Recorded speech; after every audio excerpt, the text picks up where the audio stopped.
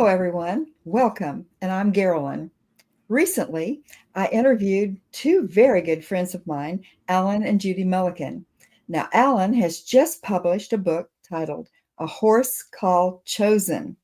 Now, this is inspirational fiction, which is mostly what Alan writes, but it's inspiration with a capital I.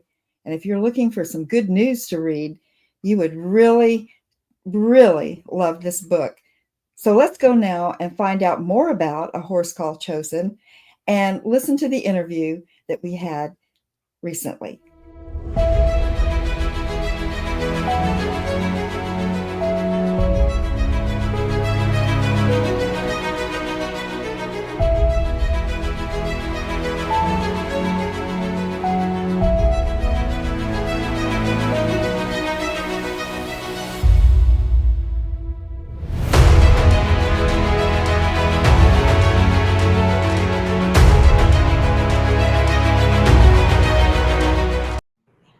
Well, hello, Alan and Judy Mullikin.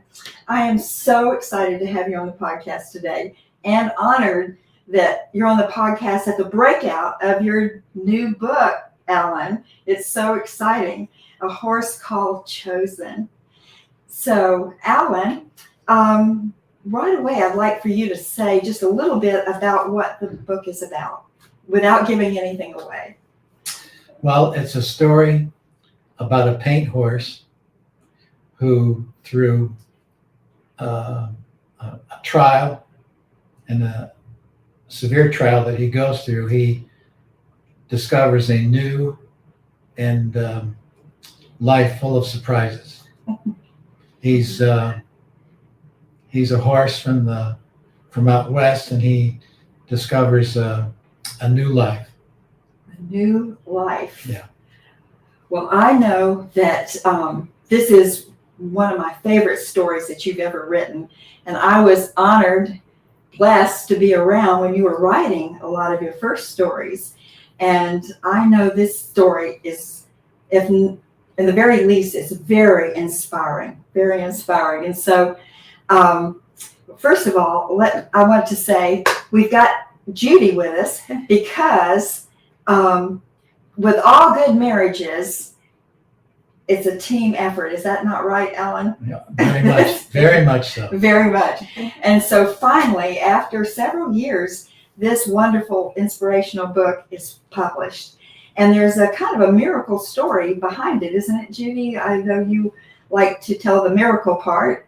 What really happened to cause this book to be published now, at this time? What happened in the past? What caused the book to now be published and not be in the past? Yeah. It's really a journey of a lot of miracles. But we had kind of set it aside on the altar and said, well, God, if you want this to be published and for it to come forth, we just lay it down and, you make it possible. And so we had a friend, and she said to us, well, the Lord told me to be a publisher. And so she said, I'm starting a publishing company. And we had told her about some of Alan's writings, and she said, well, I want to publish his works. And so, and then we live in Lexington, Virginia. And so she was ready to move to Williamsburg, Virginia. And right before she was going to go, about a week before, she said, I want you to come meet this artist. Because in the past, we had tried to get a couple people to illustrate the book, but that just wasn't to be. And so we went to this lady's house, and her name is Garilyn German. And she's like 80 years old, but she's an incredible watercolorist and an international artist. Paints many animals. And so we were so impressed with her studio and her work. And we go in her little studio and we say, and there's this picture of this beautiful paint horse on the wall. And I said, oh, that's a horse called Chosen. And it looked just like what we envisioned in Alan's writing. You have to stop right There here. it is. And this is the book. You have to see the book. I have to show it to folks. And here's the paint horse we're talking about right here. And what a blessing to have a renowned artist, to actually a renowned painter, to do the pictures in this book. And not only is the story wonderful and inspiring, the book is so beautiful. Just even the pictures are inspiring. So this is a golden book from beginning to end. So I would like to know, Alan, what has inspired you to write this book and this story? Well, I wrote it a few years back, and I was just up early one morning praying, and I had written a lot of songs while I was music minister at the church. And all of a sudden, I just felt this inspiration from the Lord to start writing. And within 3 or 4 days, I had the basic story all written out. That is amazing to me. Yeah. That is amazing. It was a download from the Lord. Yeah. Well, this is a horse called Chosen. We know that the chosen horse is the white horse that the Lord is going to come back in. And I see this as such a timely book. I think all of us realize that we're living in the last of the last days. And most Christians, or many, are looking up forward to when the King of Kings comes riding on his white horse. But not everybody. I mean, so many are so busy in the craziness of this world that they need inspiration, even for this wonderful hope that we have. And so I know when I read this book, and I don't want to be talking mostly, but I have to say that this book, Alan, took me into the heavenlies when I read it. This is not a big book. It's not very big, but the story is so impactful. And so it's a treasure right now. You mentioned that we need to tell you a little bit about Alan as well. He mentioned about being a worship leader. So that's really how I know Alan and Judy when we were at the same church, and Alan was the worship leader, fabulous worship leader. Not only did he write his own songs, but he also produced at least 2 musicals, one that I got to be in. But what was wonderful is that these musicals actually brought people to salvation. They're that impactful. And so I don't think you do anything without it having the goal of impacting people for Jesus. It just seems like that is a calling. Now, where did this music come from? How long have you been playing music? You want to tell us a little history? Just playing music. I've been playing music all my life. When I got saved back in the 20th century, when was that? my whole musical focus was on faith and hope. Wow. On Jesus, Holy Spirit. Weren't you in the your U.S. Army band? Yeah, correct? I was Army band at Fort Myer, Pershing Zone. I just recently there was a parade in Washington D.C. of the U.S. Army, and there was the Herald Trumpets played at the beginning of that broadcast, and I was a member of that group, and it was just brought back a lot of memories to see that.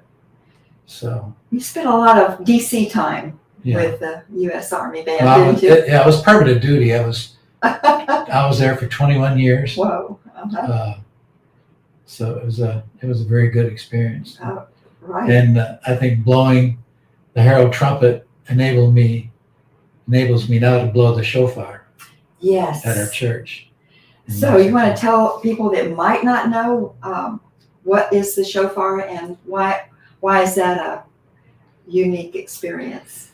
Well, it's a horn off the antelope There's a long shofar, which most people have probably seen, and then there's the short ram's horn. And the long shofar has a deeper tone, and the ram's horn has a higher tone. And it's a traditional instrument used by the ancient Israelites, and they still use it today in their worship services. And it was used for many different reasons. The main thing was a call to prayer, a call to worship, a call to war. When people heard the shofar, they just dropped everything. They knew what the different calls. There were different patterns to the sounds that were blown. And So when Jesus comes back, oh yeah, isn't it the last trump? Yeah. Isn't that interesting? I find that very interesting.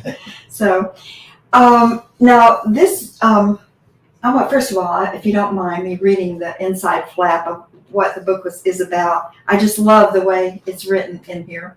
It says, this is a story for young readers, those young at heart, and all who love horses. So I'm just wondering, it hasn't been out long, but a little bit. And so what kind of feedback have you had with the book? Have you had some feedback? Well, we have had some homeschoolers read the book and discuss it. So it's great material for homeschoolers. We had, let's see. sister.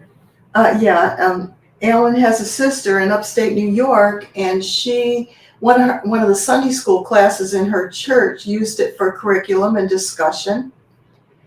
And it's just a delightful story to read. So. There's one other.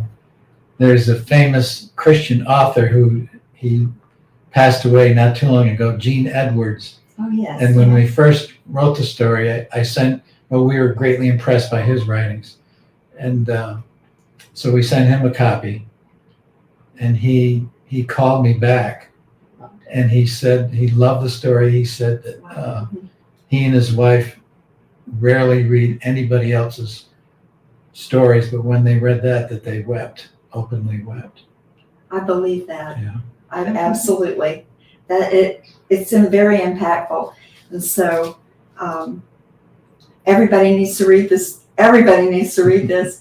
I wanted to know also what is your hope for the book? I mean, your prayer and hope for the book, and where do you, whose hands, obviously you kind of hinted to it, hands you would like to see it go in, and what kind of impact? Because I know everything you do is for an impact. Where would you like to see the impact be for this book? I will say one thing is there's many young people who have never been to church, and they don't know really the framework of the Bible. They don't know what kind of things are coming, and I think that this will just widen their vision and their expectation, and maybe help them to search deeper about the things of the Bible. Yes, I could see that happening easily. So it just needs to get in a lot of hands. The book, at the end of the podcast, there will be a way that you can order the book and the price of the book. So make sure you stay to the end of the podcast and see where that is, and also how to get in touch with Alan and Judy if you would like to order the book. So is there anything that we're leaving out that you would like to add about A Horse Called Chosen?